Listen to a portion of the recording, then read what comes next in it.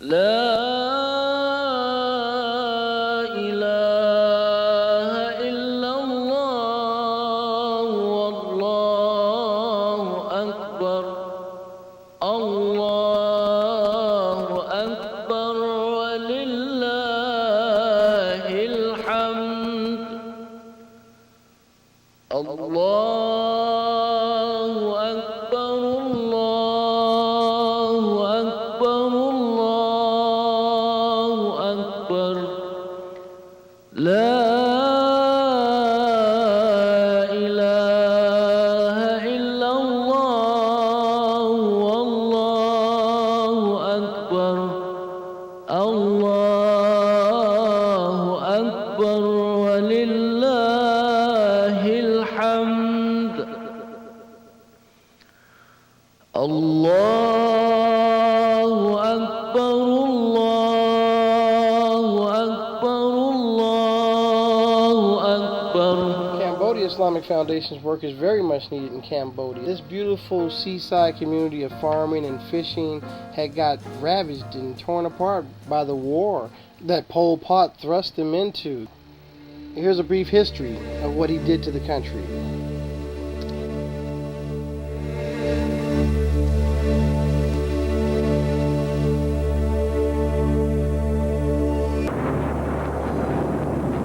As American bombs exploded around him, he remained obsessed with his secret plan to destroy his own culture in the name of utopia. Paranoid, he saw enemies everywhere.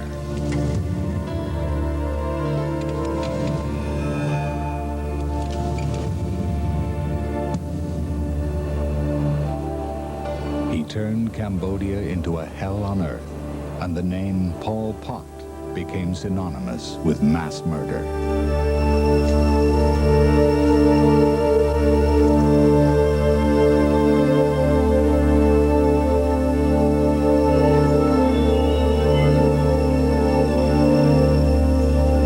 In building his perfect society, his regime wreaked chaos. 2 million people died, nearly 1 in every 4 Cambodians.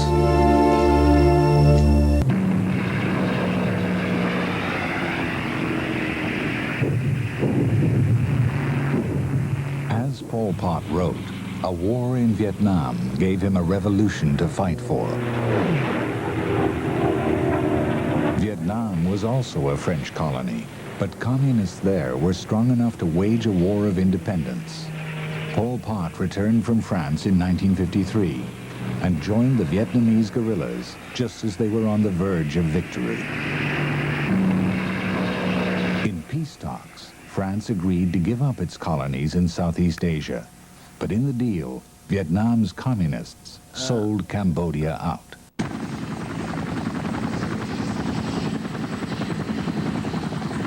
Again, the war in Vietnam determined events. America had always respected Cambodia's declared neutrality, but in 1969, President Nixon began secretly bombing Vietnamese troops based near Pol Pot's hideout. When the war spread to Cambodia, it just seemed insane to me. In 1970, Prince Sihanouk was overthrown by Lon Nol, his own army chief, in an American-backed coup. Lon Nol vowed he would kick out the Vietnamese communists, but the Cambodian army was no match for the battle-hardened Viet Cong.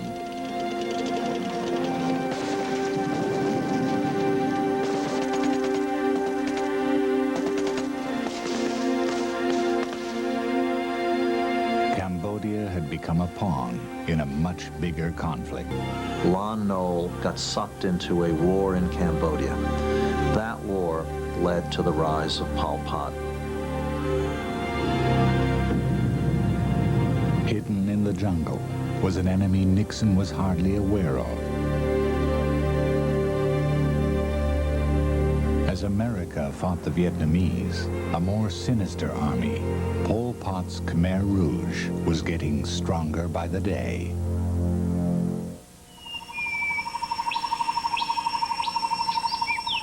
By the early 70s, the Khmer Rouge, Cambodia's communist rebels, were a deadly but secretive army. Their leaders were completely unknown, and the outside world had never even heard of Khmer Rouge. In the areas he controlled, Pol Pot was already burning entire villages in the name of communism, destroying the traditional way of life. There was a sense of doom in the country that people didn't like to address. I think many Cambodians in their heart of hearts quaked when they thought of the future. As Cambodia reeled out of control, President Nixon began a last-ditch effort to stop the communists by launching one of the most intense bombing campaigns in history. You could literally go to the roof after a dinner party and watch the B-52s drop their loads in the distance. I mean, you can't imagine anything more bizarre than that. They were dropping 20, 30 tons of bombs on a square where they believed troops were. The bombing didn't stop the Khmer Rouge.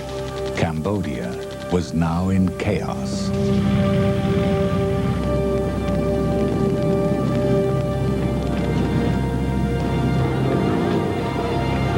Caught between the Khmer Rouge and the American B-52s, the people had nowhere to turn.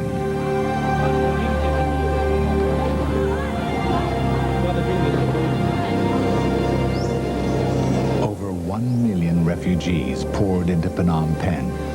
As Pol Pot laid siege to the city, food and medical supplies were exhausted.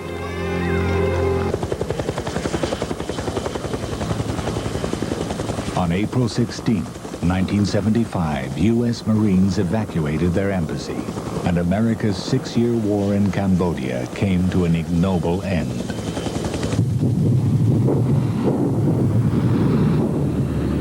The world had abandoned Cambodia to its fate.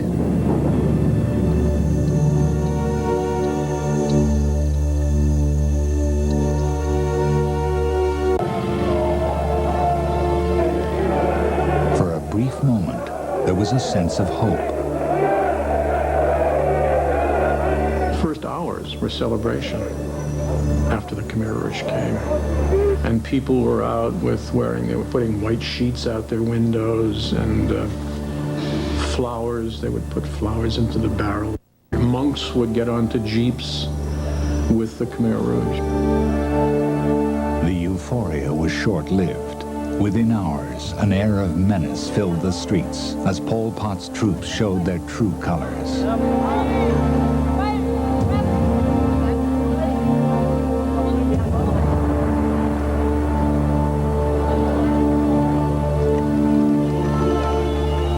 Later that day, all of the city's 2 million people, even the sick and dying, were ordered into the countryside. Anyone who resisted was shot. Everything was going exactly as Pol Pot had planned. We were watching one of the most extraordinary human dramas of the whole century.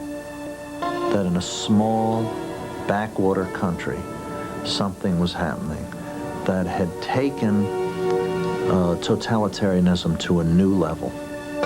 24 years after he joined the Communist Party in Paris, Pol Pot finally had his revolution. Cambodian society were systematically killed and buried in mass graves known as the killing fields.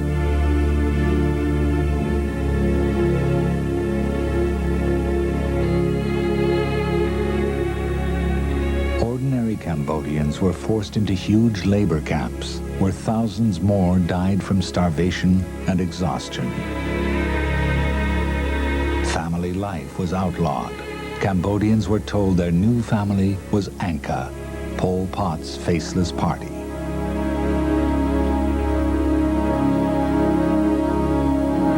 As the Cold War ended, Pol Pot's days were numbered. Vietnam withdrew from Cambodia, and in 1992, the United Nations effectively took over the country.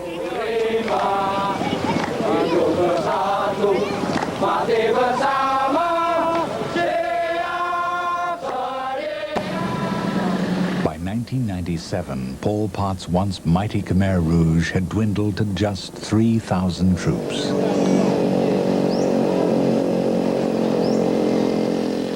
Paranoid and alone, he saw enemies everywhere. He ordered the execution of Son Sen, one of his oldest and closest aides. The Khmer Rouge and Pol Pot will go down as one of the 2 or 3 greatest genocidal, mass-murdering, brutal regimes the world has ever seen. هذا بيان للناس وهدى وموعظة للمتقين.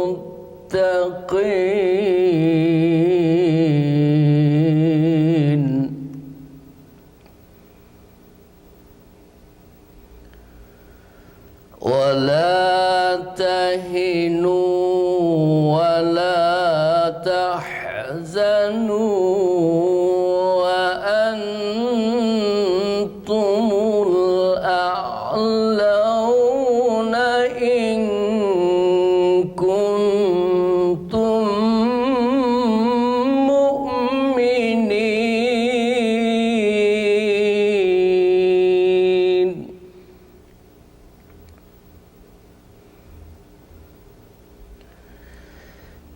إن يمسسكم قرح فقد مس القوم قرح مثله وتلك الأيام نداولها بين الناس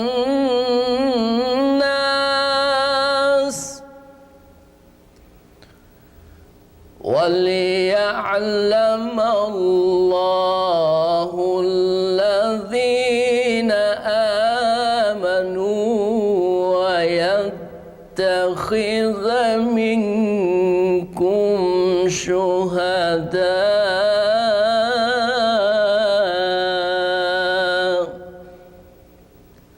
والله لا يحب الظالمين.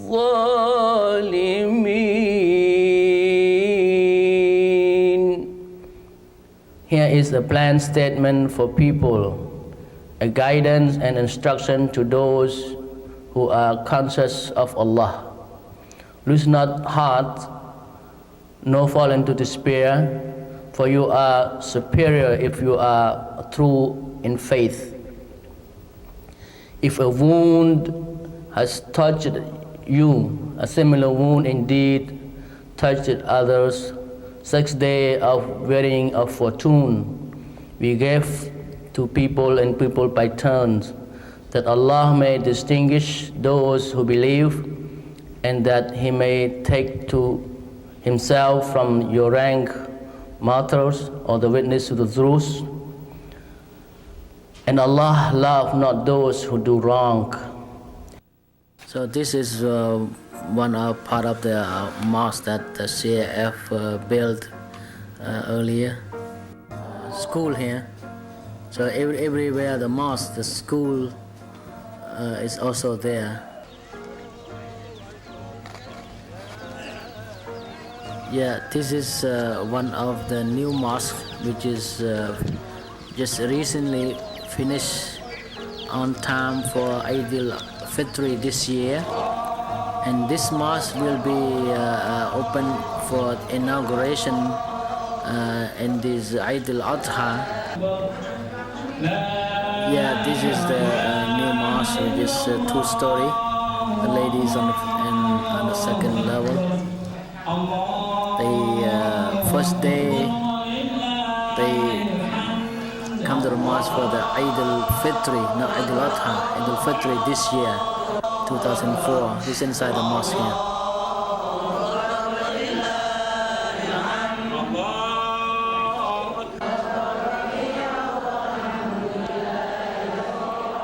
sister, all the sisters put on their prayer hijab, white hijab for prayer.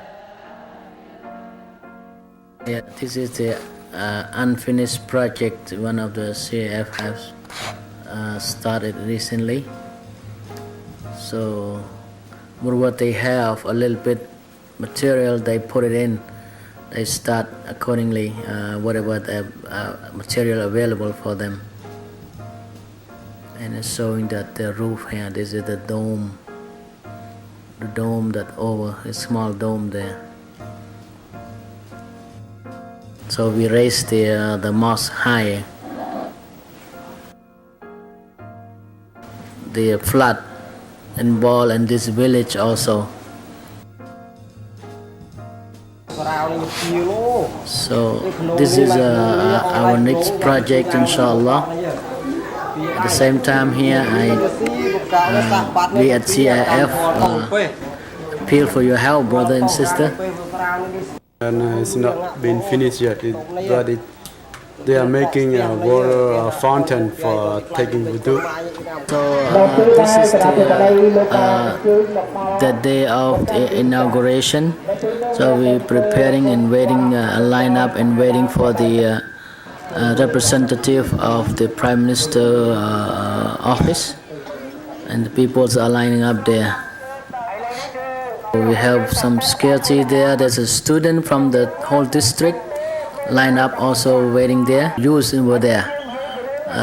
There's a transportation. There's two wheel motorcycle with the trailer in the back. We have like about 40 people behind them.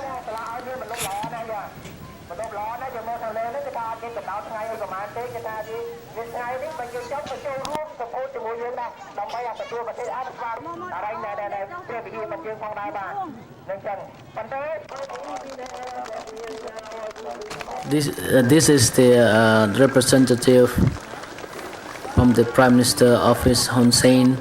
His name is a Muslim name, Hassan Osman. He come on behalf of the Prime Minister Hussein for the inauguration, and his wife there.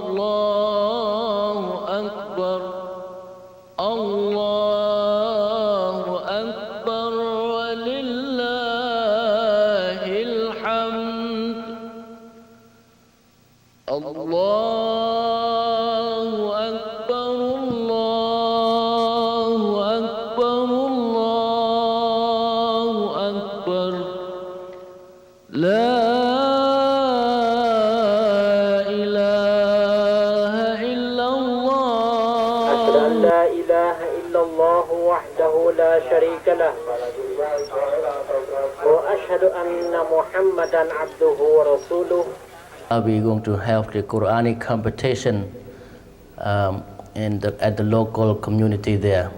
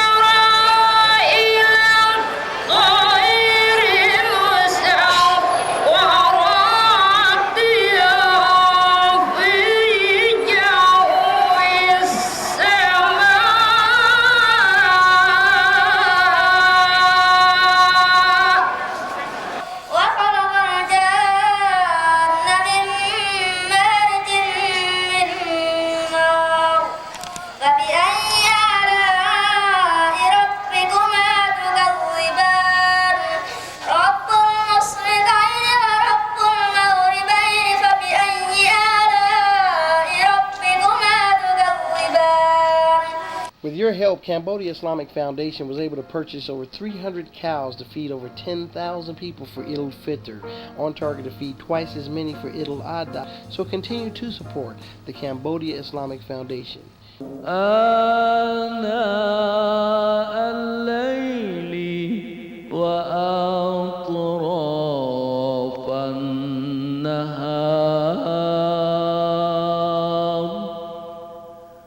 واجعله لي حجة يا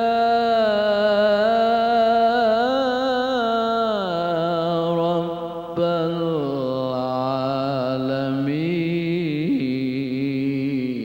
العالمين. وصلى الله على سيدنا ومولانا محمد وعلى آله وصحبه أجمعين. سبحان ربك رب العزة عما يصفون وسلام على المرسلين والحمد لله رب العالمين.